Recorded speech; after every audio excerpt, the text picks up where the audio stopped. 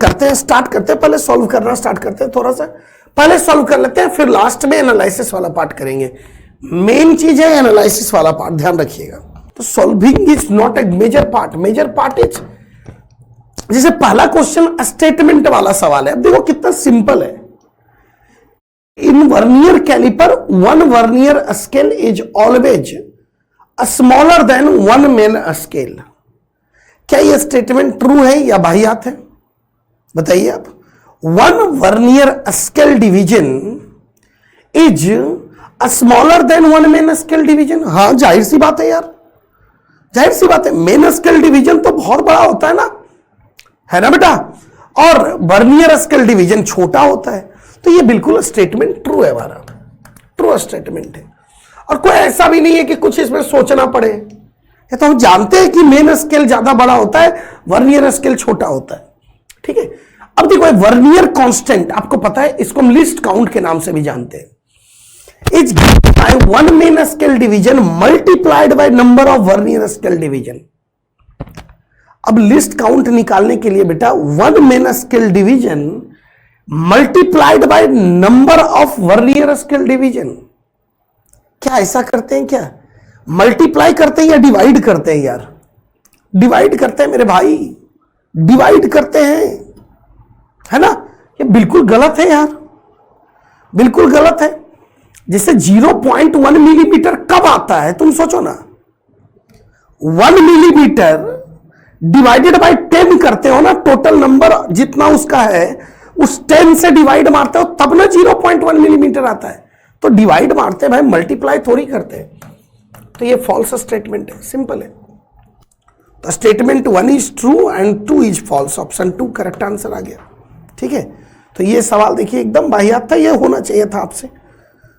चलिए, इलेक्ट्रोस्टैट का electric flux का सवाल क्या बोला है कि लाइन चार्ज है, a/2 लेंथ है, डैश पता नहीं क्यों लिखा है, BC के अलोंग रख दिया गया, एज के अलोंग रख दिया गया बेटा, क्यूब है, साइड लेंथ a है, लीनियर चार्ज डेंसिटी दे दिया है, टोटल फ्लक्स पूछा होगा। हाँ, तो फ्लक्स की वैल्यू क्या होता है बाबू?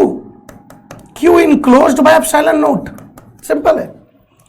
अब देखो इसका चार्ज क्या हो जाएगा, पहले टोटल चार्ज क्या हो जाएगा इसका बताइए। लैम्डा कूलम पर मीटर है ना जी, और इसका लेंथ है a/2, तो लैम्डा a/2 के बराबर हो जाएगा चार्ज की वैल्यू। क्या बेटा ये पूरा चार्ज इस क्यूब के अंदर होगा या उसका कुछ पार्ट क्यूब के अंदर होगा? है ना, बताइए। क्या पूरा पार्ट क्यूब के अंदर होगा या उसका कुछ पार्ट क्यूब के अंदर होगा? कुछ पार्ट क्यूब के अंदर होगा। कितना पार्ट? 1/4 पार्ट। सर कैसे पता चला? ये एज जो है कितने क्यूब के साथ कॉमन होगा तुम सोच। इसके एक आगे क्यूब होगा, है ना जी, और 2 नीचे क्यूब होगा। तो ये BC जो एज है that will be common with the 4 cube, है ना। तो यानी कि यहां पे रखा वायर 4 क्यूब में डिस्ट्रीब्यूट होगा, तो एक क्यूब को कितना हिस्सा मिलेगा? एक क्यूब को Q/4 हिस्सा मिलेगा।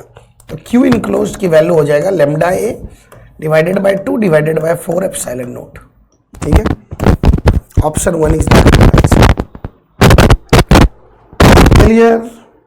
चलिए नेक्स्ट क्वेश्चन पे आ जाते हैं। देखिए अभी इस पे यार, ये मेरा तो इस पे ये क्वेश्चन जब आया ना एग्जामिनेशन में, कई लोग चिल्लाने लगे कि पोटेंशियोमीटर पूछ दिया, पोटेंशियोमीटर। इसमें पोटेंशियोमीटर का कोई लेना देना ही नहीं था।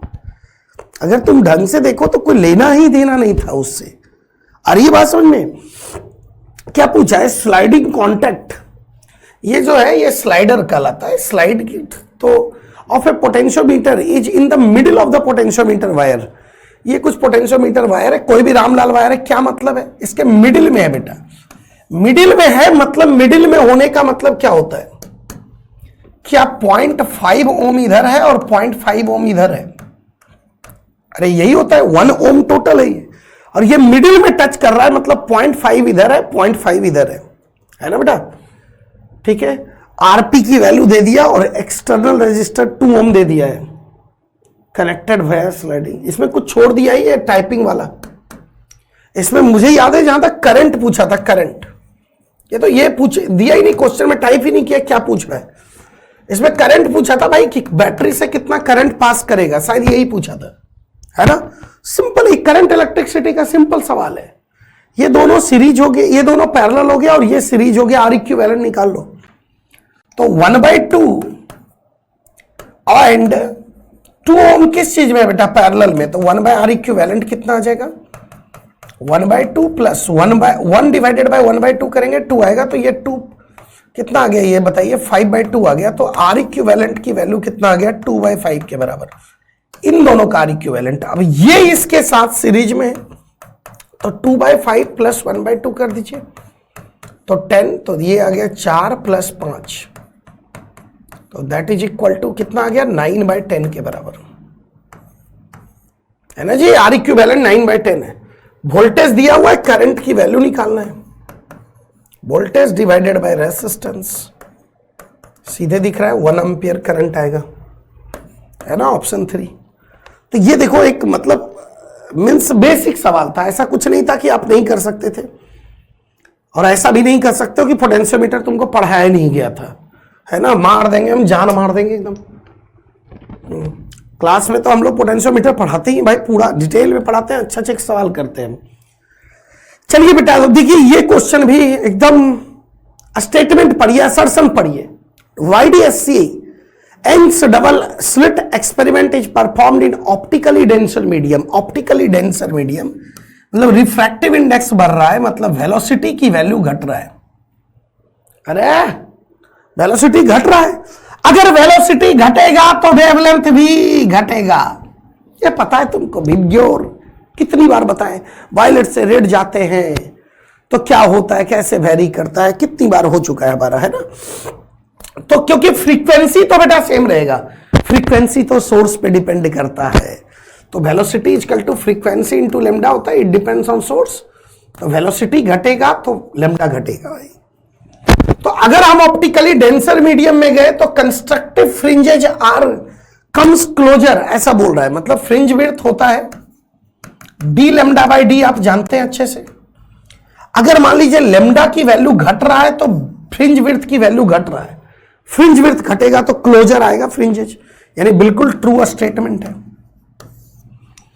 रीजन देखो दिया है, the speed of light रेड्यूसेज in optically denser medium, बिल्कुल सही। And frequency does not change, एकदम करेक्ट रीजन है यार। यही रीजन से तो मैं भी एक्सप्लेन कर रहा हूं, है ना, यही रीजन से तो मैं भी एक्सप्लेन कर रहा हूं, बिल्कुल करेक्ट रीजन है और करेक्टली एक्सप्लेन भी कर रहा है उसको। Option 1 is the correct answer हो जाएगा। इसमें कोई सोचने वाली बात ही नहीं थी, ये गलत हो ही नहीं सकता है। जो थोड़ा भी वेव ऑप्टिक्स ढंग से पढ़ रखा है उसका गलत नहीं होगा भाई।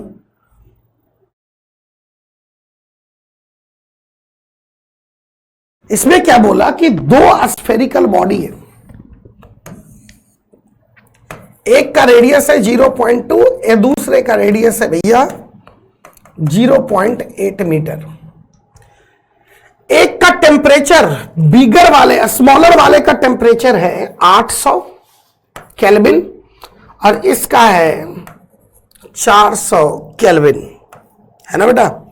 If energy radiated by the smaller is E, इससे अगर एनर्जी रेडिएटेड ई है तो यहां पे एनर्जी रेडिएटेड क्या होगा, है ना, यही पूछा है। देखो हम जानते हैं कि energy radiated sigma E A T to the power 4 पढ़े होगे तुम। अरे तो energy radiated will be proportional to area into temperature to the power 4 के प्रोपोर्शनल होगा। तो भाई energy radiated E by E dash क्या लिख देंगे बेटा बताइए, यहां का ई वहां का ई डैश ही निकालना है मुझे। तो इसका area 4 pi r square area into बोलो टेम्परेचर का स्क्वायर करेंगे तो 800 to the power 4 divided by, इस कंडीशन में क्या लिखिएगा 4 पाई 0.8 का square into 400 to the power 4। बच्चे सब कट जाएगा ये सब, इन दोनों को साथ लीजिए तो 1/4 का स्क्वायर 16 है, इन दोनों को साथ लीजिए कटेगा तो 2 टू दी पावर 4 है, that is 2 to the power 4 is again 16, है ना बेटा। तो ई बाई ई डैश 1 आ गया, मतलब ई डैश की वैल्यू भी ई के बराबर आएगा। बताइए इस टाइप का सवाल भाई इस टाइप का सवाल आप कुछ भी फॉलो किए होगे ना दुनिया में तो पक्का किए होगे ऐसा, है ना। अब देखो ये बच्चा बोल भी रहा है क्लास नोट में, ये तो हर लोग करवाता है ना भाई, पहला वाला तो ये तो रेशियो वाला हर लोग करवाते हैं, में कोई बड़ी बात थोड़ी थी। अब ये देखिए this question is a calculative question, not a good question. अच्छा सवाल तो बिल्कुल नहीं है, सारा डाटा दिया हुआ है, कैलकुलेशन है बस।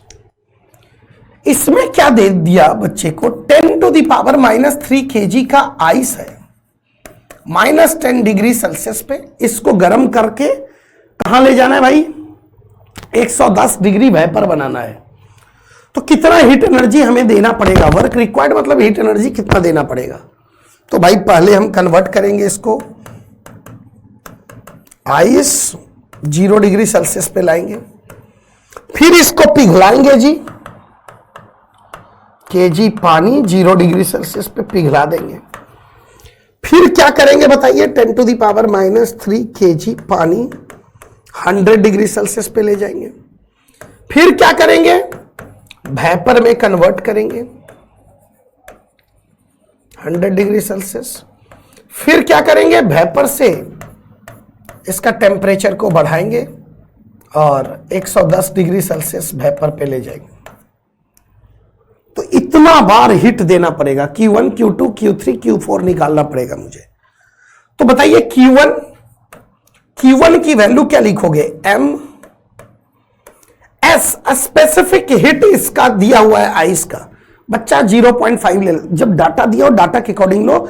यहां जूल में चल रहा है मामला, आप कैलोरी में क्यों जा रहे हो फिर, ठीक है बेटा।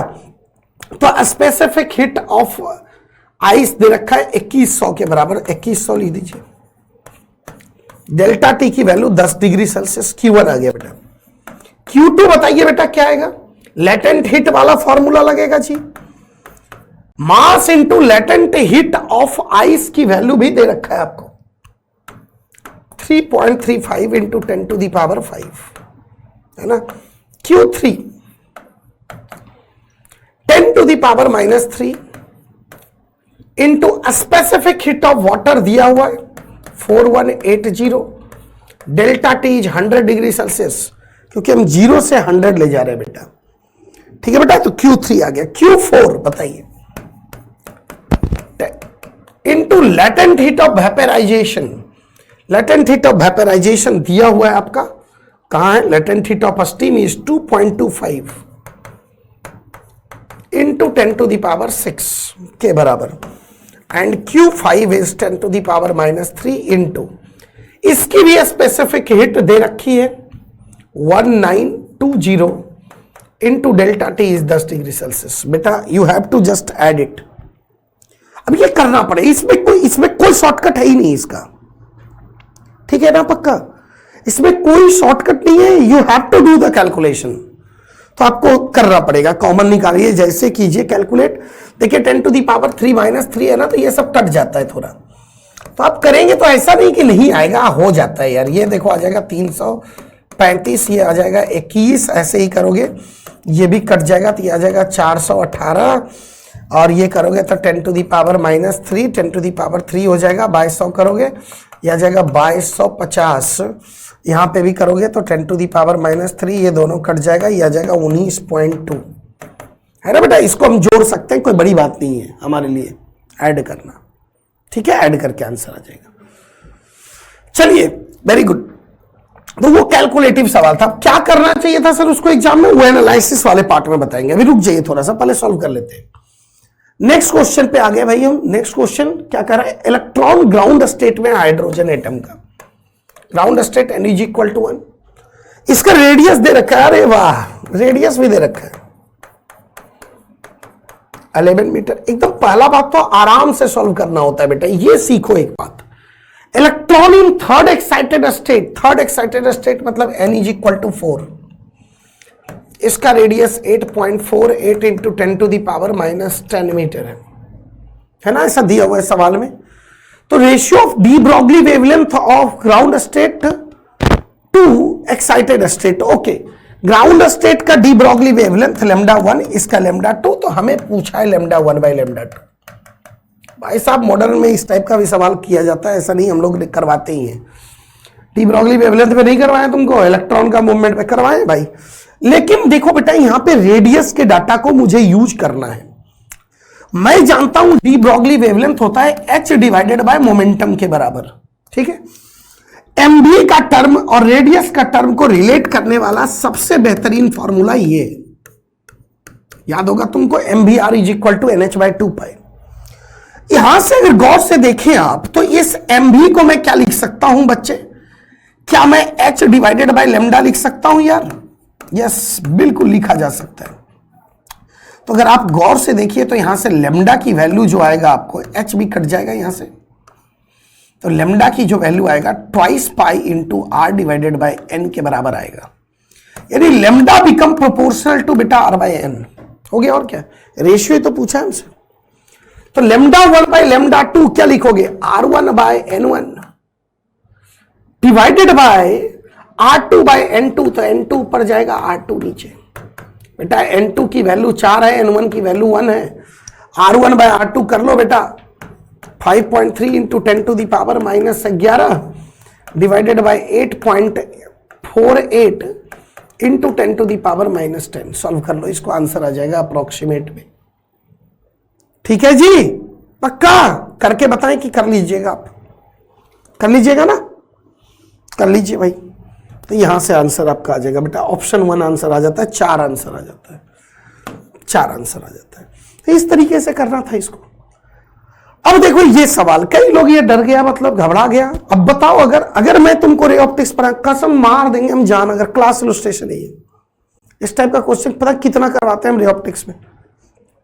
कुछ नहीं भाई, एक ऐसा लेंस दे दिया, एक इसके ऊपर ऐसे पानी डाल दे। पानी के लेंस है मेरे लिए तो लेंस है भाई, मेरे लिए 3 लेंस है, तीनों का फोकल लेंथ एयर के रेस्पेक्ट में निकाल लो। कैसे निकालेंगे? लेंस मेकर फॉर्मूला, प्यार से लिखोगे हो जाएगा। इसमें बस कैलकुलेशन में ध्यान रखना है थोड़ा। तो इसका रेडियस शायद R1 दे रखा है और इसका रेडियस R2 दे रखा है क्वेश्चन में। चलिए ऊपर वाले का फोकल लेंथ निकालता हूं, 1/f1 इज इक्वल टू, देखो लेंस मेकर फॉर्मूला जब लगाएंगे तो विथ रेस्पेक्ट टू एयर लगाते हैं हम, तो μ-1 करोगे, 4/3 - 1 इज 1/3। 1/R1 की वैल्यू बेटा इंफिनिटी,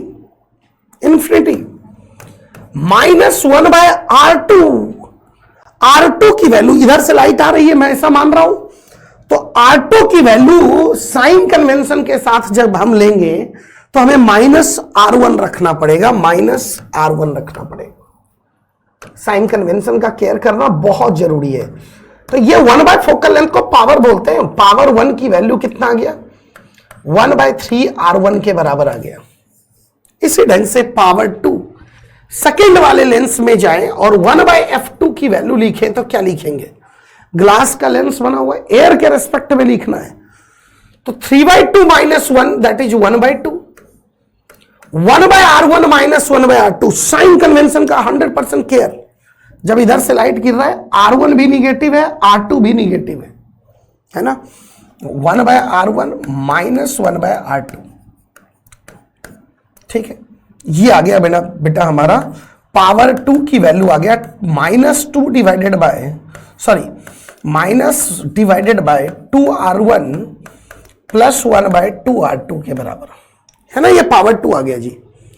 पावर 3 पे चले, अगर मैं थर्ड वाले पे लेंस मेकर फॉर्मूला लगाऊं, 1/f3 की वैल्यू क्या आ जाएगा, 1/3, 4/3, 4/3 रिफ्रैक्टिव इंडेक्स है, 4/3 - 1 इज 1/3 इंटू 1/R1। देखना बेटा, अब इसके लिए R1 जो है R2 है, बट साइन कन्वेंशन उसका निगेटिव है, -1/R2 ये जो है उसके लिए इंफिनिटी है। अब इंफिनिटी को माइनस प्लस लेने का कोई मतलब नहीं है, वो 0 हो जाएगा, ठीक है। तो पावर 3 की वैल्यू आ गया -3/3R2 के बराबर। तो बेटा नेट पावर ही शायद पूछा है हमसे, शायद हमसे नेट पावर पूछा है कॉम्बिनेशन का। तो नेट पावर की वैल्यू क्या होगा, सबको ऐड कर देते हैं, P1 + P2 + P3, तो 1/3R1 -1/2R1 plus 1/2R2 -1/3R2, ठीक है जी। तो R1 वाले को क्लब अप करें तो 6R1 कॉमन आ गया, एलसीएम आ गया, तो ये आ जाएगा 2 - 3 - 1। ठीक है बेटा। और R2 वाले में 6R2 कॉमन आ गया, एलसीएम आ गया, तो 3 1, तो मतलब -1/6 को अगर कॉमन ले लें तो 1/R1 - 1/R2 आ रहा है। यार आंसर कौन सा आंसर है बताओ?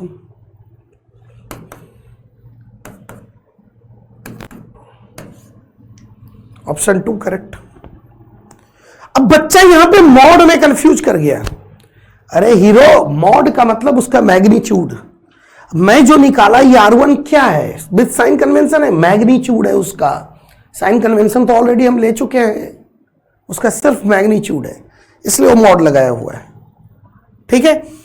अच्छा, कुछ बच्चा क्या किया सर, इसमें जब मैं फॉर्मूला लगाया तो बाहर का मीडियम हवा थोड़ी लेंगे सर, बाहर का मीडियम तो ग्लास ले लेंगे। बेटा पावर का कंसेप्ट फिर पुअर है, भयानक वाला, ऐसे करते ही नहीं हम ऐसे मानते हैं कि there are 3 lenses separated at a distance of 0.000000001 millimetre, सब एकदम क्लोजर रखा हुआ है। ठीक है, बात समझे? तो इसका भी पावर एयर के रेस्पेक्ट में, इसका भी एयर के रेस्पेक्ट में, इसका भी एयर के रेस्पेक्ट में निकालते हैं और उस नेट पावर के लिए उन तीनों को ऐड करते हैं। तो जो P1 P2 P3 होता है एयर के रेस्पेक्ट का पावर होता है। ये तो अब कंसेप्चुअली गुड नहीं है फिर, तब इसलिए वो गलती कर रहे हैं। ठीक है ना। और ये क्लास में भाई करवाया जाता है हर जगह, ऐसा नहीं बोल रहा हूं कि हम ही करवाए, ऐसा कोई बड़ी बात तो सब करवाते हैं वो। ठीक है, देखिए अब ये क्वेश्चन एक कैलकुलेशन वाला सवाल है। Electron is made to enter symmetrically to parallel. ये क्वेश्चन मैं पढ़ाऊं पहले तो मुझे याद है, थोड़ा देख लो।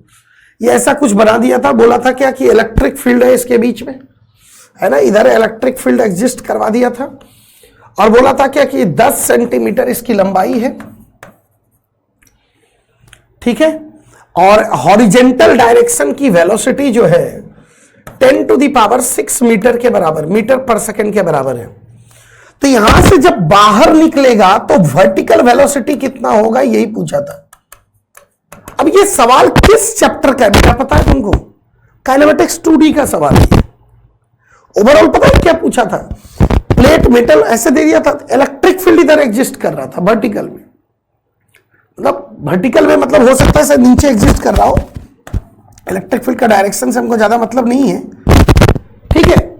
इस इलेक्ट्रिक फील्ड के वजह से वर्टिकल में एक्सेलरेट कर रहा था, लेकिन हॉरिजेंटल में पहले से 10⁶ मीटर पर सेकंड की वेलोसिटी थी। तो जब बाहर निकलेगा तो वर्टिकल में कितनी रफ्तार आ जाएगी, यही पूछा था, सवाल यही था।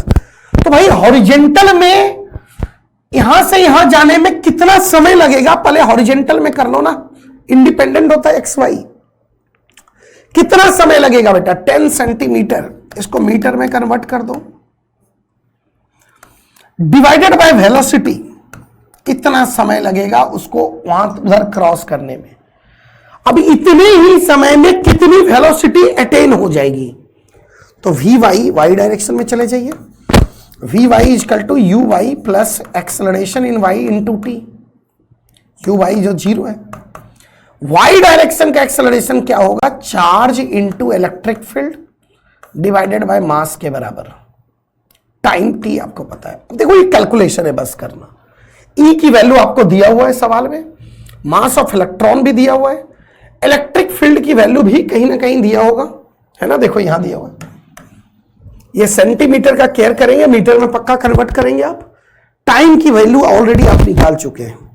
ठीक है बेटा, पुट करके वेलोसिटी इन वाई डायरेक्शन आ जाएगा कि नहीं आ जाएगा? अरे आ जाएगा यार, पक्का। अब अगेन मैं बता रहा हूं, दिस इज अ कैलकुलेटिव सवाल, थोड़ा कैलकुलेशन तो था, सेंटीमीटर में दिया हुआ है, उसको मीटर में कन्वर्जन, उसके बाद भी उतना लेंथियर कैलकुलेशन भी नहीं है, बट हाँ कैलकुलेटिव है। इस क्वेश्चन को मैं डिक्टेट कर दिया तब ना इतना आसान लगा, इसको पढ़ के समझना और ऐसे समझना, दोनों में आसमान जमीन का फर्क होता है। तो आपको क्या करना पड़ेगा ना, पढ़ के इस तरीके से कन्वर्ट करना पड़ेगा उसको, सिंपल शब्दों में, अपने शब्दों में क्वेश्चन को सोचो कि क्या पूछ रहा है, तो उससे आसान हो। क्वेश्चन टफ नहीं था, कैलकुलेशन और लेंथियर था थोड़ा, ठीक है ना, और कैलकुलेटिव था। चलिए अब देखिए, ये एक अनएक्सपेक्टेड पूछा गया सवाल आपसे।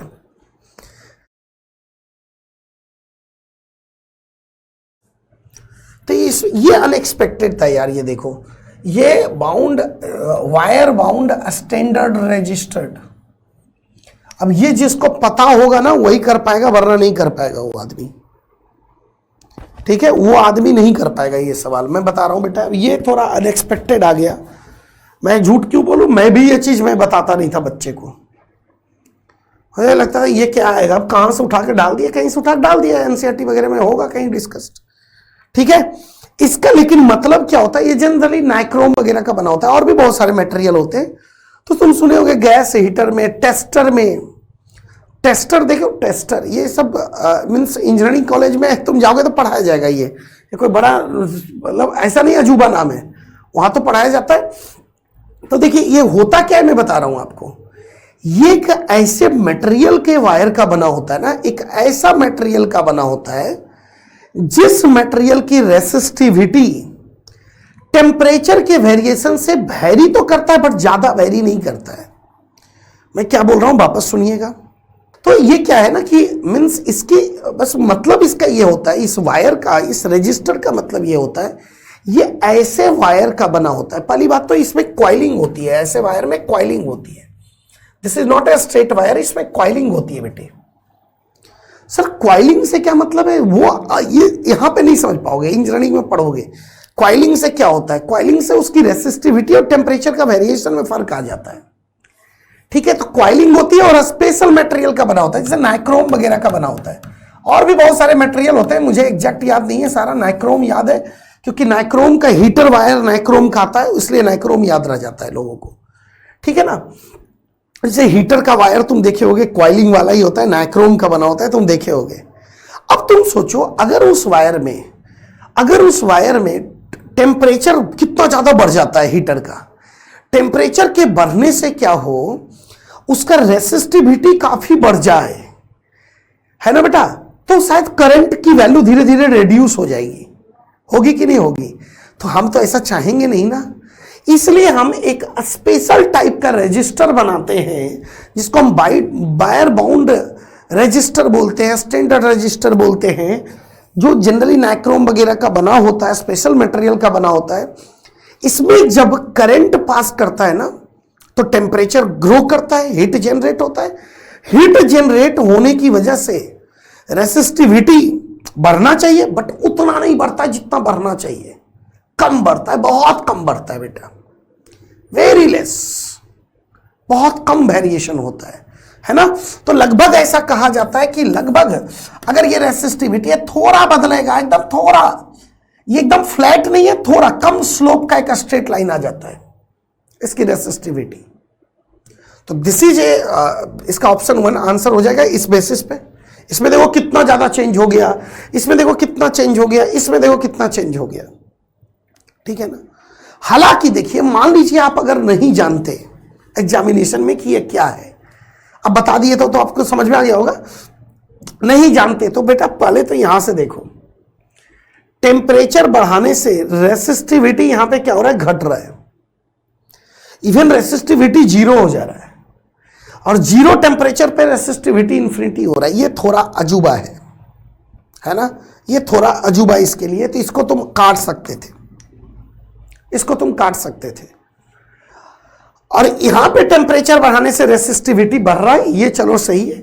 यहां पे भी टेम्परेचर बढ़ाने से रेसिस्टिविटी घट रहा है, ये सेमीकंडक्टर में होता है, ये सेमीकंडक्टर में होता है भाई। तो इसको भी काट सकते थे, ठीक है ना, पक्का। तो इन दोनों में जय माता दी खेल सकते थे तुम, फिर यही कर सकते, और कोई उपाय नहीं है। देखो, और कोई उपाय नहीं है, और कोई उपाय नहीं था। नहीं तो एग्जैक्ट चीजें जानते आप तभी कर पाते। हमारे कई सारे स्टूडेंट, हमको बात हुआ, ये एक ऑप्शन टिक करके आ गया, 2 ऑप्शन, वो इसी वजह से क्योंकि जानकारी नहीं थी। ठीक है, चलिए ये क्वेश्चन जी, अब तुम बोलो कि ये इस टाइप का सवाल क्लास में नहीं करवा, मार देंगे हम।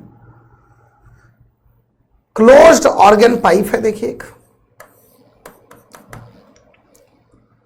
ओपन ऑर्गन पाइप है, रेशो उसे पूछा होगा, सेम बल्क मॉडुलस है अंदर में, डिफरेंट डेंसिटी है। डेंसिटी का रेशियो देखो यहां दिख गया, मतलब इसकी डेंसिटी रो मान लेता हूं, इसकी डेंसिटी 16 रो मान लेता हूं, छोड़ना रो 1 रो 2। अब क्या बोल रहा है, पता है बेटा ये क्या दिया, पता है तुमको क्या दिया? छोड़ो ना, हटाओ ना, बात कर लेते हैं इसका। ये वेलोसिटी दे दिया। वेलोसिटी आपको पढ़ाया गया होगा बल्क मॉडुलस बाय डेंसिटी होता है, हो ही नहीं सकता है। मैं फर्स्ट लेक्चर में पढ़ाता हूं ये चीज। तो इसका वेलोसिटी भी, तो इसका वेलोसिटी भी डैश कितना, बल्क मॉडुलस डिवाइडेड बाय 16 रो, तो ये भी बाय 4 है बेटा, वेलोसिटी बाय 4 है। तो इसमें वेलोसिटी भी जी और इसमें वेलोसिटी भी बाय 4 जी, बस ये इसलिए डाटा दिया हुआ था। अब देखिए क्या बोल रहा है, फ्रीक्वेंसी ऑफ 9th हार्मोनिक, इसका 9th हार्मोनिक की फ्रीक्वेंसी, चल लिख 9 डिवाइडेड बाय 4 इंटू इसका लेंथ इंटू वेलोसिटी के बराबर। अरे क्या याद है तुमको, क्लोज्ड ऑर्गन पाइप पे क्या होता है, 2n + 1 divided by 4l into velocity के बराबर होता है।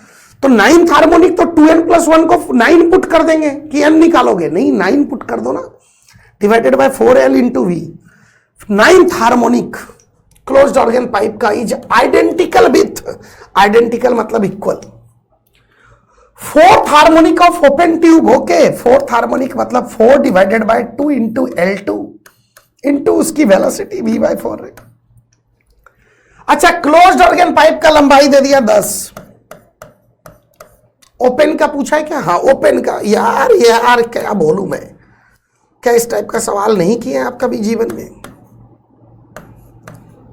L2 की वैल्यू पूछ दी आपको, 20/9 आ रहा है ना, ऑप्शन 3।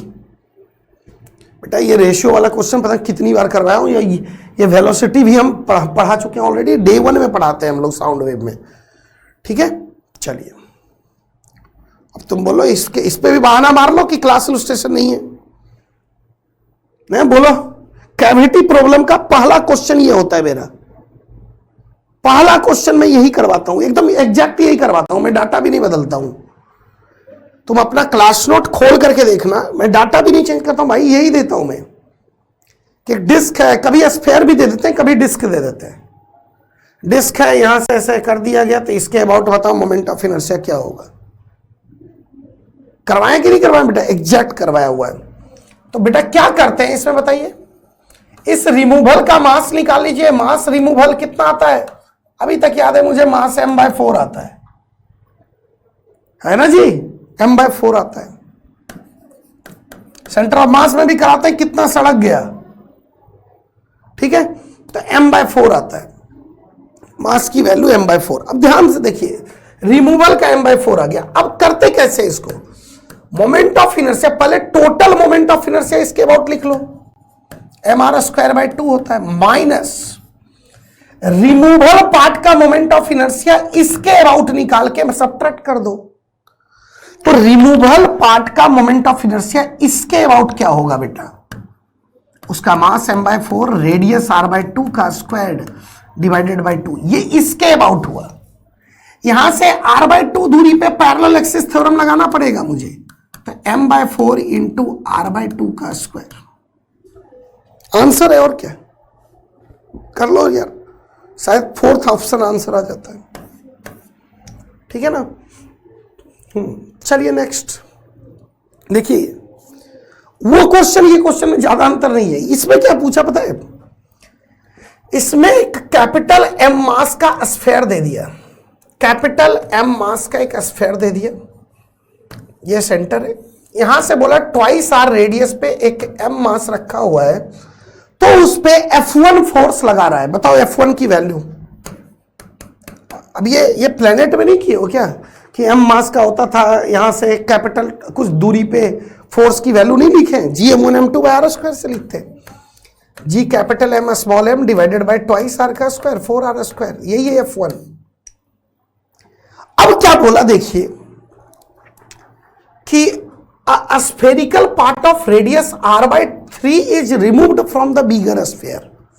इससे क्या किया गया बेटा, यहां पे r/3 का एक मास को रिमूव कर दिया गया, तो gravitational force due to remaining part, तब ग्रेविटेशनल फोर्स जो रिमेनिंग पार्ट इस पे लगा रहा है वो F2 के बराबर हो गया, तो रेशियो पूछा है। Very good.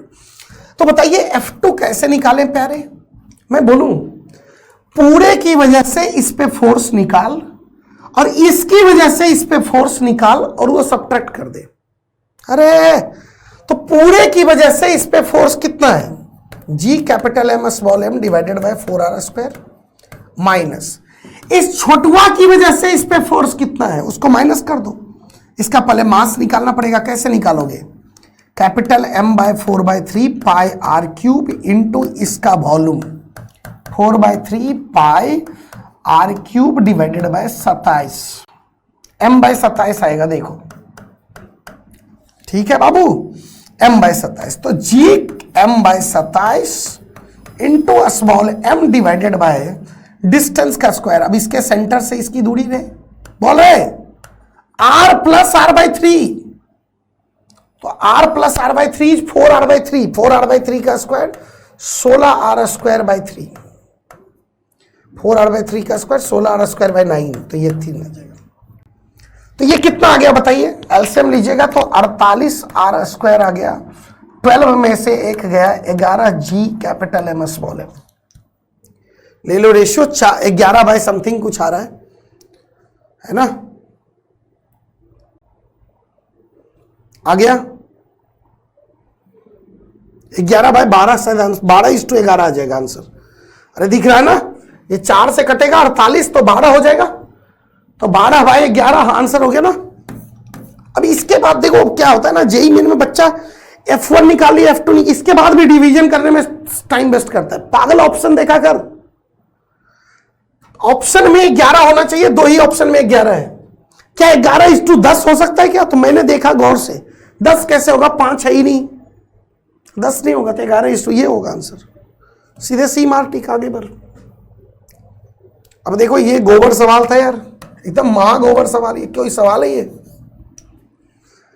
सीजियम और लिथियम का वर्क फंक्शन दिया हुआ है, इतना वेवलेंथ आकर के गिरा है, तो Sc बाय लैम्डा बताओ 1240 डिवाइडेड बाय 550 कितना आ रहा है बेटा? ये सॉल्व कीजिएगा तो कितना आएगा? अब थोड़ा डिवीजन कर लीजिए यार। 55 इंटू 100, यह 2 बार में लगेगा 110 या 14, मजा आ गया एकदम।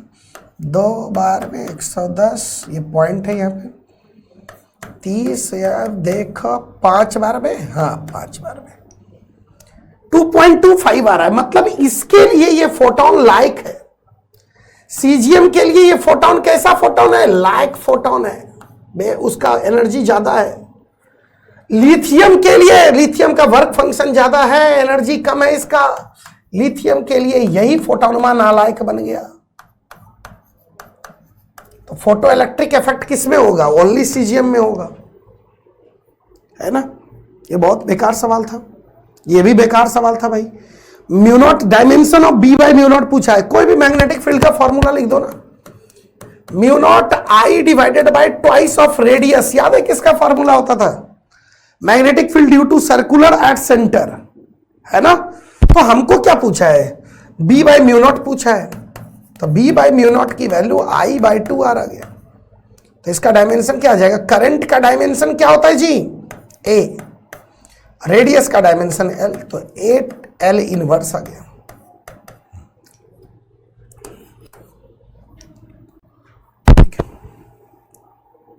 चलिए अब ये सवाल देखिए क्या इसमें बच्चा डर गया। कितना लोग बाप रे बाप कैसा करेंगे सर, कुछ लोग तो इतना लंबा कैलकुलेशन करके आया ना मुझे, मैं दिखाया एक बच्चा मुझे इतना लंबा कैलकुलेशन करके दिखाया हमको कि भाई देख टेक्निकली कर, अच्छे से कर, इतना लंबा कैलकुलेशन जाएगा क्या? और बताओ ये क्या वर्टिकल सर्कुलर मोशन में इस टाइप का सवाल जीवन में कभी नहीं देखे हो तुम? देखियो मैं डांट नहीं रहा हूं बेटा, मैं समझा रहा हूं आपको कि देखें, ट्रस्ट कीजिए आप, कुछ बहुत बड़ी चीज नहीं है। कुछ क्वेश्चन मैं मानता हूं, मैं एनालिसिस वाले पार्ट पे आता हूं, बताता हूं। इसमें क्या पूछा है? बॉल सस्पेंडेड है और इसको v0 रफ्तार से फेंक दिया गया, यहां से v0 रफ्तार से फेंक दिया गया बेटा, ठीक है। अब क्या बोल रहा है बेटा? Vertical circular motion as shown in figure, applying the horizontal velocity v0 at a string becomes slag when it reaches the point D. जब टॉप मोस्ट पॉइंट पे पहुंचा तो रस्सी स्लैग हो गया। जो बच्चा पढ़ रखा है वो बता देगा वी नॉट की वैल्यू। बोल रहे क्या वी नॉट की वैल्यू √5GL है? अरे √5GL मिनिमम वेलोसिटी जब देते थे तो टॉप पॉइंट पे रसिया स्लैग कर जाता था, टेंशन 0 हो जाता था। याद करो, मोमेंटरली टेंशन 0 हो जाता था टॉप पॉइंट पे। अरे इस मिनिमम वेलोसिटी को डेराइव ऐसे ही तो किए थे कि टॉप पॉइंट पे टेंशन को 0 कर देते थे। याद है बेटा? यही दे रखा है, देखो कि टेंशन यहां स्लैग कर जाए मतलब यहां टेंशन 0 होगा, यानी √5GL से फेंकना पड़ेगा मुझे। ठीक है, √5GL से फेंकना पड़ेगा। अब यहां की काइनेटिक एनर्जी कितनी हो गई बताइए? ½ mv², तो ½ इंटू मास वेलोसिटी का स्क्वायर कीजिएगा तो ये आ गया। मतलब this is 2.5 mgl kinetic energy आ गया इसका। और यहां की पोटेंशियल एनर्जी को 0 मान लीजिए ना, 0 पोटेंशियल लेवल मान लीजिए। चलिए देखिए अब क्या बोला है। Ratio of kinetic energy B to C, B से C में रेशियो ऑफ काइनेटिक एनर्जी क्या होगा ये निकालना है। ठीक है बेटा, चलिए वेरी गुड। जब हम B पे जाएंगे तो पोटेंशियल एनर्जी कितनी हो जाएगी? देखिए ये L है भैया, तो ये L cos 60, L cos 60 is nothing but L/2, यानी हम L/2 डिस्टेंस ऊपर गए हैं तो यहां की पोटेंशियल एनर्जी हो जाएगी mg इंटू L/2, मतलब 0.5 mgl। अरे 0.5 mgl, तो यहां की काइनेटिक एनर्जी कितनी हो जाएगी? बोलना काइनेटिक एनर्जी कितनी हो जाएगी? देख, ए पॉइंट की टोटल एनर्जी कितनी है? पोटेंशियल 0, काइनेटिक 2.5 mgl, मतलब टोटल एनर्जी 2.5 mgl है बेटा। बी पॉइंट पे 0.5 mgl क्या है? पोटेंशियल है। तो काइनेटिक कितना हो गया? 2 mgl। काइनेटिक 2 mgl हो गया। अरे 2 mgl हो गया काइनेटिक। चल सी पॉइंट पे चलते हैं। सी पॉइंट पे भाई, तो सी पॉइंट पे अगर गणित देखें बेटा थोड़ा, तो यहां से यहां तक L cos 60 L/2 आ जाएगा, यानी कि 3L/2 हम ऊपर चले गए तो यहां की पोटेंशियल एनर्जी, यहां की पोटेंशियल एनर्जी आ जाएगा mg इंटू 3L/2, मतलब 1.5 mgl, और टोटल 2.5 mgl है यार। तो काइनेटिक एनर्जी सी पॉइंट पे कितना हो जाएगा बता? mgl के बराबर। इसी का रेशियो पूछा है भाई साहब, सीधे दिख रहा है 2।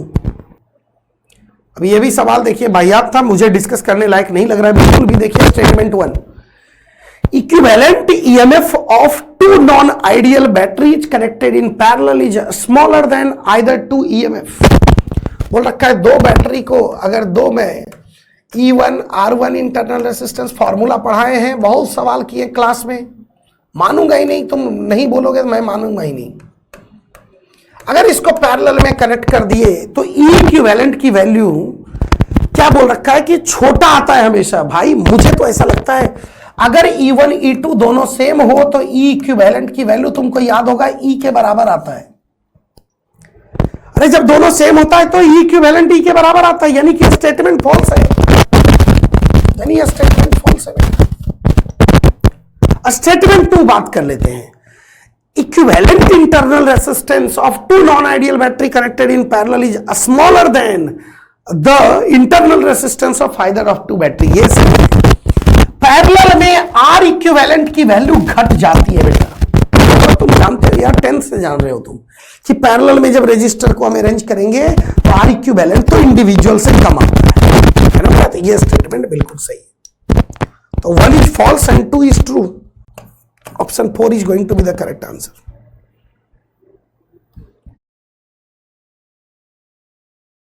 कौन सा फॉरवर्ड वे है बताओ?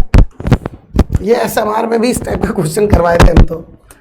कौन सा फॉरवर्ड वे ऐसे देखना है भाई, इधर जिसका हाई पोटेंशियल होता है वही फॉरवर्ड होता है। ये हाई है क्या? नहीं, ये रिवर्स बायसिंग है। ये देख बेटा -10 -15 में ये ज्यादा है, yes this is forward biasing. इसमें कौन ज्यादा है? ये ज्यादा है, दिस इज, लेकिन ये कम है ना, इधर वाला कम है ना बेटा, तो रिवर्स बायसिंग हो गया। 4 ज्यादा है 2 से, यस, तो इस साइड वाला ज्यादा होता है तो फॉरवर्ड बेसिंग होता है। इधर वाला पोटेंशियल ज्यादा होना चाहिए, इधर वाला पोटेंशियल देखो इसमें भी ज्यादा है, ये तो 0 है, इधर वाला पोटेंशियल ज्यादा है बेटा, ये भी फॉरवर्ड बेसिंग है। तो B, C and E is the forward biasing. ये एकदम बोर्ड लेवल सवाल था, बोर्ड भी कल इससे अच्छा पूछा है। बोर्ड भी मूड में आ गया। अब चलिए नेक्स्ट क्वेश्चन। नेक्स्ट क्वेश्चन देखिए, पैरेलल प्लेट कैपेसिटर। अब तुम बोल रहे कि ये सब क्वेश्चन नहीं हुआ है आपको, क्लास में ऐसा सवाल नहीं किया आप। 40 म्यू फैरेड इसकी कैपेसिटी है, इसको 100 वोल्ट बैटरी से कनेक्ट कर दिया है ना, पावर सप्लाई दे दिया गया। इसके बीच में डाइलेक्ट्रिक्स इंसर्ट किया गया K = 2 का, बाद में इंसर्ट किया गया। देखो, तो due to introduction of dielectric material extra charge कितना आ गया ये निकालना है आपको। तो भाई पहले चार्ज कितना था, पहले चार्ज कितना था जी, Q इनिशियल CV के बराबर है ना, 10⁻⁻⁶ में है ये, तो ये मेरे ख्याल से आ जाएगा 4 मिली कूलम। ये पहले चार्ज था बेटा, फाइनली चार्ज कितना हो जाएगा भाई, capacitor will become K times, dielectrics के इंसर्शन से कैपेसिटर K टाइम्स हो जाता है, तो ये 80 हो जाएगा और वोल्टेज सेम रहेगा, तो ये 8 म्यू कूलम आ जाएगा, मिली कूलम। एक्स्ट्रा चार्ज कितना आया, 4 मिली कूलम का एक्स्ट्रा चार्ज आया। एक ही ऑप्शन है, ये कैलकुलेट करने की जरूरत भी नहीं है आपको, और अगर पूछ रहा है तो कैलकुलेट, अगर आप चाहते हैं जानकारी के लिए मैं कैलकुलेट करूंगा सर, तो अभी जानकारी के लिए आप कर लो ना यार, पहले का एनर्जी निकाल लो, बाद की एनर्जी निकाल लो, सब्ट्रैक्ट कर लो, ठीक है। चलो हाँ, रे ऑप्टिक्स पता नहीं हम तुमको पढ़ाए थे, कौन पढ़ाया था हमको याद नहीं है मुझे। अगर रे ऑप्टिक्स में पढ़ाया हूं तो ये मेरा क्लास इलस्ट्रेशन है, मैं बता सकता हूं, मैं हमेशा ये क्लास में करवाता ही करवाता हूं। अगर मैं पढ़ाया हूं तो पक्का पक्का बेटा ये क्लास में नहीं करवाया, बता दो भाई, एग्जैक्ट मैं सेम क्वेश्चन करवाता हूं यार, एग्जैक्ट सेम क्वेश्चन। इसमें क्या बोला है, थीन कन्वेक्स लेंस, हाँ, तो कन्वेक्स लेंस है, रेडियस RR मान ले इसको, रेडियस से दिया होगा R, इस साइड रेडियस, दोनों साइड का रेडियस R है भाई। रिफ्रैक्टिव इंडेक्स की वैल्यू म्यू है। नहीं हम करवाएं कि कितनी दूरी पे हम ऑब्जेक्ट को रखें कि ऑब्जेक्ट पे ही इमेज बन जाए, है ना, हो ही नहीं सकता है, आप नोट्स उठा के देखिएगा, ठीक है। सेम ऑब्जेक्ट पे ही इमेज कब बनेगा बताओ, हम ये भी बताए थे, ऑब्जेक्ट पे इमेज हो, ये प्रोफाइल 5-7 बार रिपीट होता है रे ऑप्टिक्स में। ऑब्जेक्ट पे ही इमेज कब बनेगा, when it will retrace its path, जब ये अपने पाथ को रिट्रेस कर लेगा तब बनेगा भाई, है ना बेटा। पाथ को रिट्रेस, पहले लाइट यहां से जा रहा है, मान लीजिए यहां से अगर लाइट जा रहा है तो पहले रिफ्रैक्शन होगा, circular refraction, sorry spherical refraction. Formula क्या होता है, μ2/v minus μ1 is 1 divided by u की वैल्यू -x, साइन कन्वेंशन के साथ पुट किया, is equal to μ2 minus μ1 divided by radius, radius का साइन कन्वेंशन प्लस आ रहेगा, है ना बेटा। अब एक बात मुझे बताओ, इसका जो इमेज डिस्टेंस होगा वो दूसरे वाले का ऑब्जेक्ट डिस्टेंस होगा कि नहीं होगा, अरे दूसरे वाले का ऑब्जेक्ट डिस्टेंस होगा कि नहीं होगा, ऑब्जेक्ट डिस्टेंस होगा। और दूसरे वाले का ऑब्जेक्ट डिस्टेंस कितना होना चाहिए, दूसरे वाले का ऑब्जेक्ट डिस्टेंस कितना होना चाहिए, सो दैट की पाथ रिट्रेस कर ले। भाई इस मिरर पे जब सेंटर ऑफ कर्वेचर से लाइट आती है ना, तभी वो रिट्रेस करती है, पाथ नॉर्मल इंसिडेंस हो जाता है, पाथ को रिट्रेस कर लेती है। आ रही है बात समझ में, यानी कि इसके लिए object distance must be equal to R -R, यानी कि इसका image distance must be equal to -R, minus इसलिए ले रहे हैं साइन कन्वेंशन, ठीक है। इसी को सॉल्व करके आपको x निकालना था बस, 1/x इज इक्वल टू, उसको उधर ले जाइए, mu minus 1 into R plus हो जाएगा mu divided by R, R LCM आ जाएगा, तो this is twice mu minus 1, तो x की वैल्यू आ गया r divided by twice mu minus 1, option. ठीक है, बस यही करना था। अच्छा, कुछ लोग इसको ऐसे करता है कि मिरर लेंस कॉम्बिनेशन का फॉर्मूला आता है ना 1/f इक्विवेलेंट वाला, भाई कितना लेंथियर है, क्यों ऐसे करना, कितना लेंथियर है, ये सिंपल मेथड है बेटा, है ना। चलिए, soap bubble radius 2 centimetre, 4 centimetre contact में है, कॉमन कर्वेचर क्या हो जाता है, तो कॉमन कर्वेचर की जो वैल्यू होती है, फ्लूइड मैकेनिक्स में नहीं पढ़ाया था आपको, मैं मतलब नहीं पढ़ाया था, जो पढ़ाए होंगे सर पक्का बताए होंगे, उसका रेडीमेड फार्मूला आता है R1R2 divided by R1 minus R2, ये तुम कर लिया होगा यार, ये हो ही नहीं सकता है, तुम नहीं करो, 4 आएगा इसका आंसर, ये तुम कर लिया होगा, ये सिंपल सवाल था, खैर ये सिंपल सवाल था। हाँ, this was a excellent problem, excellent से ज्यादा यार ये कैलकुलेटिव कितना था यार, जान लेना चाहता है क्या बच्चों का, कितना कैलकुलेटिव था, सोच, मैं एग्जाम देता मेरे अंदर हिम्मत नहीं थी, मैं सही बता रहा हूं। ये बोला कि एक गाड़ी है, गाड़ी पे ड्राइवर बैठा हुआ है, पार्किंग में खड़ा है, पीछे से आता हुआ गाड़ी को देख रहा है, यही कहा है ना। बोला एक कन्वेक्स लेंस, कन्वेक्स मिरर है, गाड़ी में लगा हुआ, कन्वेक्स ही होता है लगा हुआ, जिसका कि रेडियस ऑफ कर्वेचर की वैल्यू 2 मीटर के बराबर है, मतलब फोकल लेंथ की वैल्यू 1 मीटर के बराबर है बेटा, radius of curvature by 2। Another car approaches him from behind, एक दूसरा कार इधर है, इसको इधर अप्रोच कर रहा है 90 किलोमीटर पर आवर से, बट इसको मीटर पर सेकंड में कन्वर्ट कीजिए आप, 25 मीटर पर सेकंड से ये अप्रोच कर रहा है उधर। Car is at a distance of 24 centimetre, 24 metre from it, 24 metre की दूरी पे, तो एक्सेलरेशन ऑफ इमेज पूछा है, क्या होगा, ए होगा तो 100 ए आंसर पुट करना है आपको, ठीक है। खैर एक्सेलरेशन निकालना है इमेज का, देखिए कैसे होगा। सबसे पहले तो मुझे मिरर फॉर्मूला लगा करके भी की वैल्यू निकालना पड़ेगा, 1/v प्लस 1/u की वैल्यू -24, फोकल लेंथ इसका पॉजिटिव होता है 1, तो बेटा इसको हम जब इधर लाएंगे तो ये प्लस 1/24 हो जाएगा, एलसीएम विल बी 24, तो ये ऊपर में आ जाएगा 25, तो v की वैल्यू आ जाएगा 24/25, पॉजिटिव आ गया, पॉजिटिव मतलब इस साइड इमेज बन रहा होगा, ये निकाल लिया। अब आप इमेज की रफ्तार, आप ये पक्का पढ़े होंगे, dv/dt की वैल्यू कितनी होती है बेटा बताइए, -v²/u² du/dt के बराबर होता है, मतलब कसम खा रहा हूं नहीं पढ़े होगे, हो ही नहीं सकता ऐसा, क्या नहीं पढ़े हो तुम, बोल दो नहीं पढ़े हैं सर हम, ये पक्का पढ़े होगे तुम, उसी को इसी को डिफरेंशिएट किया गया बस, है ना, उसी से ही आता है। लेकिन ये क्या है बता सकते हैं आप, ये इमेज की रफ्तार है, velocity of image,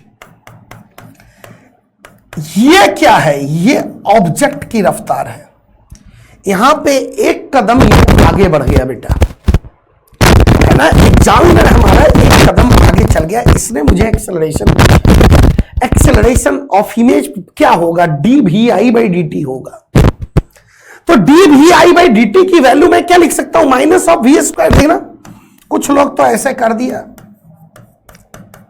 -v²/u² dvo/dt, अरे क्या मैं ऐसे लिख सकता हूं क्या, एकदम वाहियात, गलत, पागल है क्या, v and u is not constant, that is also variable, इधर जा रहा है गाड़ी तो v और u भी वेरिएबल है, ऐसे कांस्टेंट मान के कैसे डिफरेंशिएट कर लोगे आप, नहीं कर सकते हैं, तो हमें क्या करना पड़ेगा, cross multiply u²vi is equal to -v²vo, अब मुझे डिफरेंशिएट करना पड़ेगा, we have to apply product rule, तो बेटा 2 du/dt vi as it is plus u² as it is, dvi/dt is acceleration of image minus of twice v dv/dt,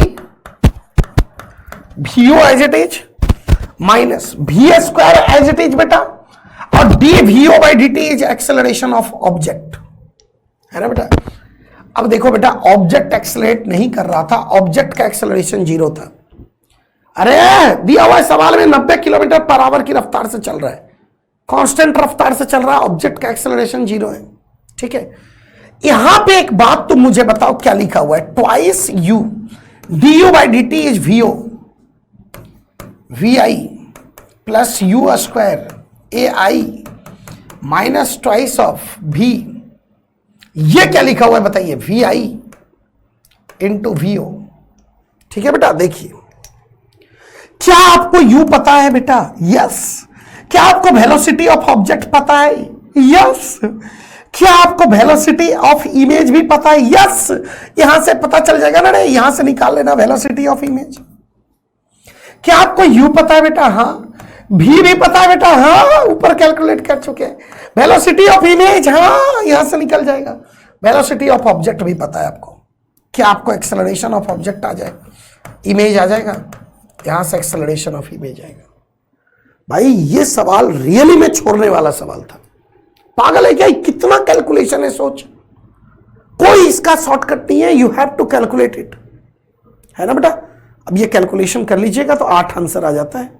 शायद 0.08 आ रहा होगा answer, इसलिए 100 से मल्टीप्लाई करवाया है तो आंसर 8 आ गया, है ना? चलिए फिर एक और क्या सवाल देखिए यहां पे, 1 2 3 K1 K2 K3 की वैल्यू दिया हुआ है खैर, और हमें पूछा है मिड पॉइंट का टेम्परेचर। भाई ये भी क्लास नोट का है, ऐसा क्वेश्चन बहुत करवाए हैं हम, है ना?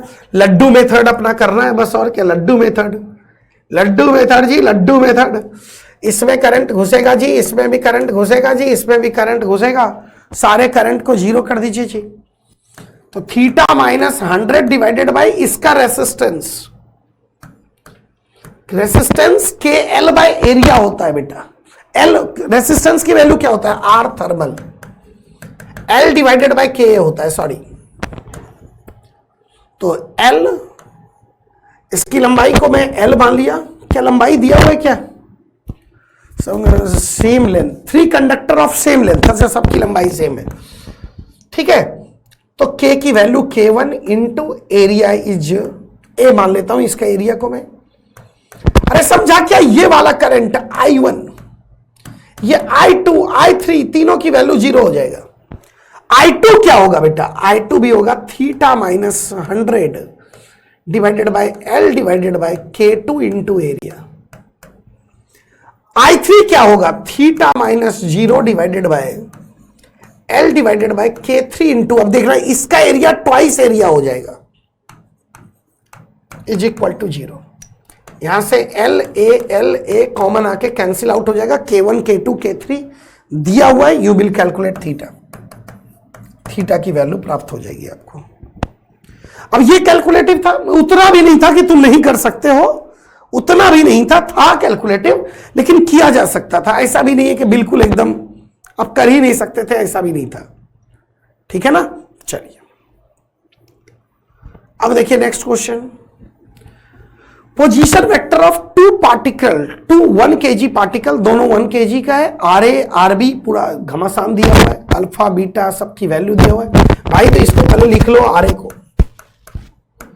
अल्फा 1 है तो टी स्क्वायर आई कैप, अल्फा 2 की वैल्यू 3n के बराबर है, ओके, तो 3n जे कैप, 3n इंटू टी जे कैप प्लस अल्फा 3 की वैल्यू 2 के बराबर है तो 2t के कैप, आरबी की वैल्यू लिख लो, बीटा 1 2 है तो 2t आई कैप, बीटा 2 की वैल्यू -1 है तो माइनस टी स्क्वायर जे कैप, बीटा 3 की वैल्यू 4p के बराबर है तो 4pt के कैप, है ना?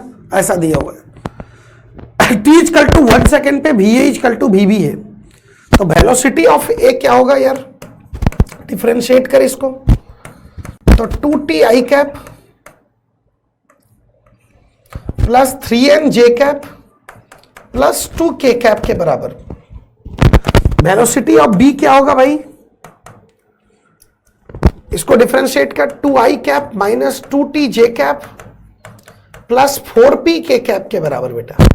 ठीक है, अब ध्यान से सुनिए, t इजकल टू 1 सेकेंड पे ये हो जाएगा 2i cap plus 3nj cap plus 2k cap. t is equal to 1 second पे 2i cap minus 2j cap plus 4pk cap. तो अगर मैं कंपेयर करूं तो 3n इज इक्वल टू -2 आना चाहिए क्योंकि दोनों इक्वल है ना। अच्छा नहीं, वेलोसिटीज आर मैग्नीट्यूड इक्वल है, बाकी वो दोनों ऑर्थोगोनल टू ईच अदर है। ऑर्थोगोनल मतलब इसका डॉट प्रोडक्ट 0 हो जाएगा। तो 4 minus 6n plus 8p is equal to 0 हो जाएगा बेटा। ठीक है, तो this is the first equation. और दूसरा इक्वेशन आएगा इसके मैग्नीट्यूड से, 4 plus 9n square is equal to उसका मैग्नीट्यूड 4 प्लस 16p स्क्वायर के बराबर। ठीक है ना। तो p square by n square will be 9/16 के बराबर। तो p बाय n की वैल्यू 3/4 के बराबर आ गया है ना। दो इक्वेशन, दो अननोन सॉल्व करके वो ले आइएगा। अब बोल रहा है t इजकल टू 1 सेकेंड पे magnitude of angular momentum of a with respect to b। वाह, कितना लेंदियर बनाया यार। क्वेश्चन अच्छा नहीं है, बस कैलकुलेट करवाया जा रहा है। अब बेटा a की वेलोसिटी आपको पता है, b की velocity t is equal to 1 second पे पता है ना। दोनों का पोजीशन वेक्टर पता है, a का b का भी पोजीशन वेक्टर पता है। t की वैल्यू इनपुट कर देंगे तो आ जाएगा। अब हमको क्या बोल रहा है कि b के रेस्पेक्ट में a की एंगुलर वेलोसिटी। हम जब b पे बैठ जाएंगे तो मुझे velocity of a with respect to b क्या मिलेगा बताइए।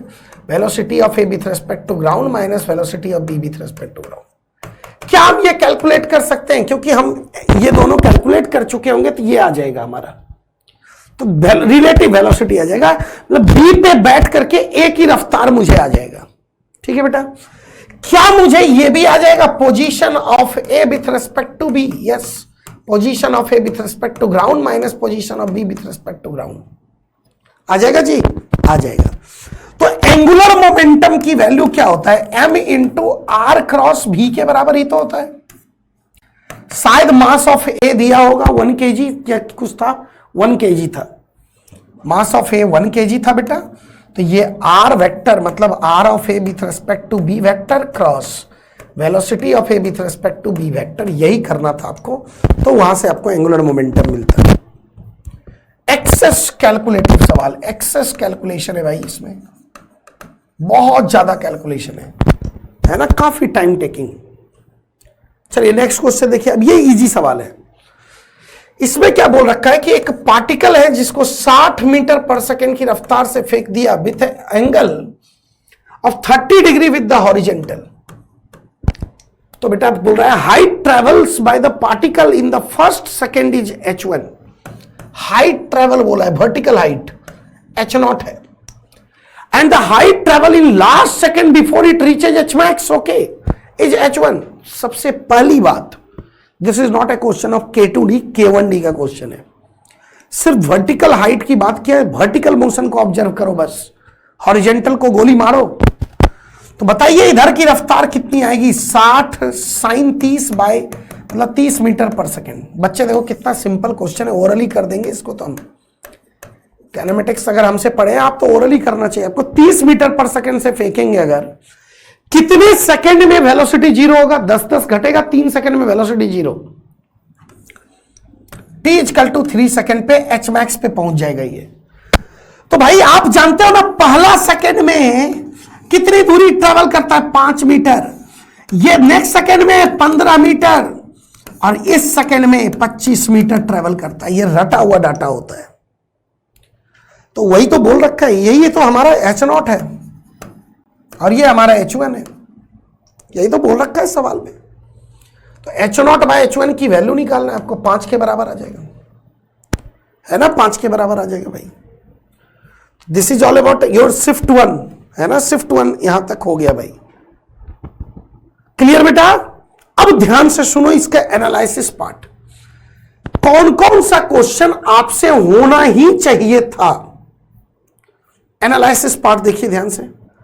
ये क्वेश्चन मस्ट है, होना चाहिए था भाई +1।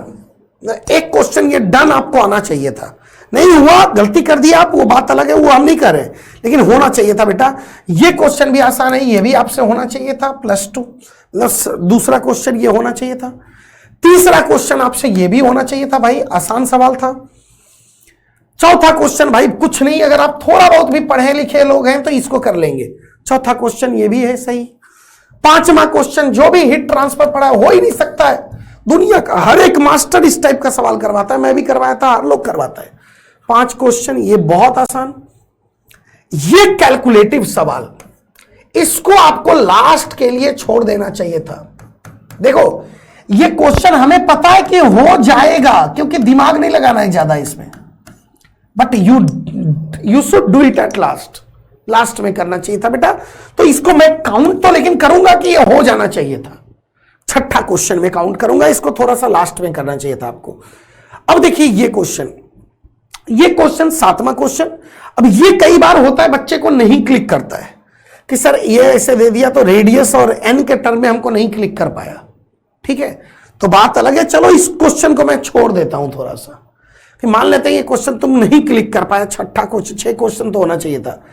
ये क्वेश्चन आपसे नहीं होगा, मुझे बहुत खेद है, ये क्लास में करवाया जाता है भाई, आपसे होना चाहिए था, कोई बहाना इस पे हम नहीं सुनेंगे, है ना। And this question again, this question is a easy question, बहुत ज्यादा नहीं है, कैलकुलेशन है। कैलकुलेशन भी ऐसा नहीं है कि बहुत पेचीदा है, छोड़ने लायक है, नहीं, हो जाएगा, हमको पता है, लास्ट में कर लो। अरे यही तो निकालना है यार, बस ये निकालना है, टी की वैल्यू पता है, ये सब भी पता है,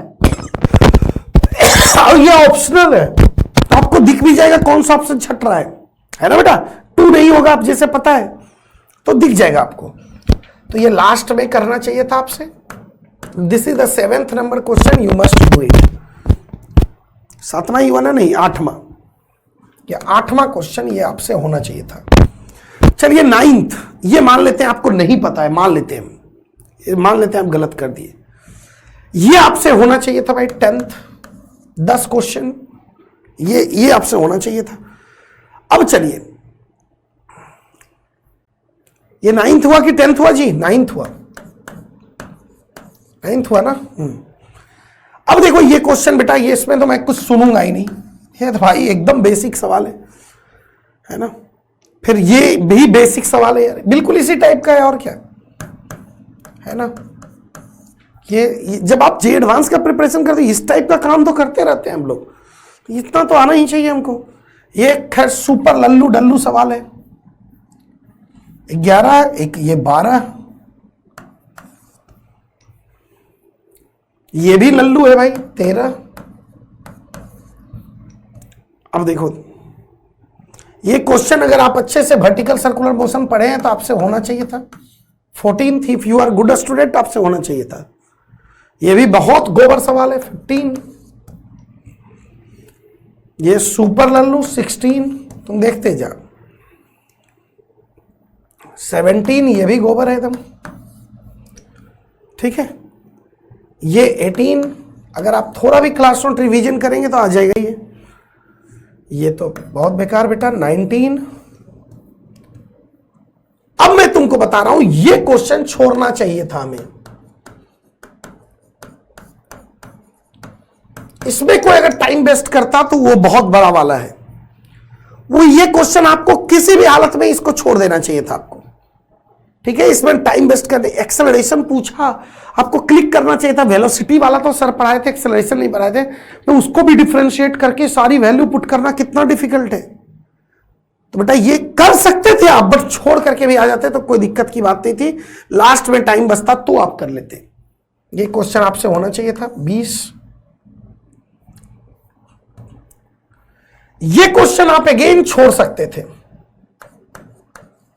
छोड़ने के लिए दिया है क्वेश्चन ये आप छोड़ सकते थे अगर आपके पास टाइम की स्कार्सिटी है तो। ऐसा नहीं कि नहीं होगा, होगा क्यों नहीं।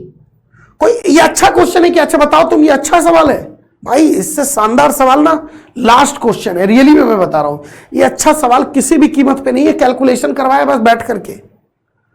ये अच्छा क्वेश्चन है कि ये वाला बहुत अच्छा क्वेश्चन नहीं है भाई, कैलकुलेटिव है, ठीक है बेटा। ये आप छोड़ देते तो कितने हो गए? 20 आपके हो गए भाई। और ये लास्ट क्वेश्चन आपसे होना चाहिए था 21। तो 21 क्वेश्चन मिनिमम आपसे होना चाहिए था बेटा इस पेपर में। अगर आप ढंग से अगर करें तो देखिए आप, हम हमेशा बोलते हैं जेईई मेन का 20 क्वेश्चन जो होता है ना करने लायक होता है। उस 20 को डिटेक्ट करो, 5 जिसमें ट्रैप होता है बच्चा उसको थोड़ा रिजेक्ट मारो। और वो 5 में ऐसा नहीं कि पांचों का पांचों तुमसे होगा ही नहीं, हिलेगा ही नहीं। ऐसा हम कहां कर रहे हैं, ऐसा थोड़ी है। 5 में से भी कुछ ना कुछ अगर थोड़ा एफर्ट डालते तो हो ही जाता। ठीक है, अब ये देखिए एकदम कि ये सब क्लास में पढ़ाते हैं कि 40 से फेंकेंगे तो कितना 4 सेकंड में जाएगा। तो पहला हाफ, लास्ट हाफ में 5 मीटर, सेकंड हाफ में 15, 25 ऐसे करके आता है ना बेटा। तो ये सब पढ़ाया जाता है आपको, ये तो डायरेक्ट आप कर सकते थे। ये एकदम क्लास में इस टाइप का सवाल होता है बेटा। फिर आप देखिए अगर ये क्वेश्चन, तो ये तो डायरेक्ट फार्मूला बेस्ड था। खैर ये question as it is class note से आया है। ये सब क्लास का बेसिक थ्योरी है, ये हो ही नहीं सकता कोई नहीं पढ़ा है। दुनिया का सारा मास्टर पढ़ाता होगा ये।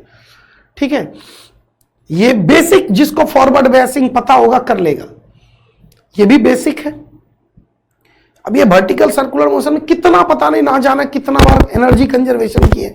थोड़ा प्रॉपर तरीके से अगर कीजिएगा तो जल्दी हो जाएगा, उस बात का ध्यान रखिए।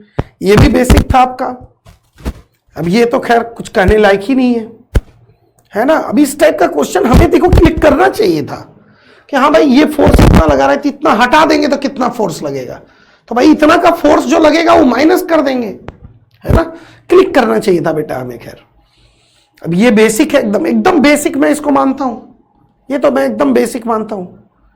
ठीक है, ये भी मैं बेसिक मानता हूं। ये मैं मान लिया कि एक इंफॉर्मेटिव बेस्ड था। ये भी बेसिक मानता हूं मैं कि ये भी करवाया जाता है क्लास में। इसको मैं फिर भी मानता हूं कि होता है, बच्चे को कई बार नहीं क्लिक करता है, एग्जामिनेशन का प्रेशर होता है। ये क्वेश्चन तो खैर बेसिक है, बस कैलकुलेशन है। अब ये एकदम देखो क्लास नोट में करवाया जाता है, दुनिया का हर एक मास्टर करवाता होगा। ये भी दुनिया का हर एक मास्टर करवाता होगा कि वेलोसिटी बदलता है कैसे डेंसर में जाने में। ये तो कुछ है ही नहीं, ये भी बेटा बेकार है। फ्लक्स वगैरह जब पढ़ते हैं तो वो सब पढ़ते ही है। ओवरऑल अगर देखिए तो 20 क्वेश्चन एटलीस्ट करने लायक होते हैं जेईई मेन में, है ना। 5 क्वेश्चन क्या होते हैं, कैलकुलेशन। इस शिफ्ट में तो यही पता चला, इस शिफ्ट का यही था कि 5 क्वेश्चन बहुत लेंथियर दिया, बाकी 20 क्वेश्चन आसान था। 20 क्वेश्चन हम कर सकते थे। 5 क्वेश्चन ऐसा नहीं कि टफ था, बहुत लेंथियर था, लेकिन कैलकुलेटिव था। ठीक है बेटा, चलिए वेरी गुड।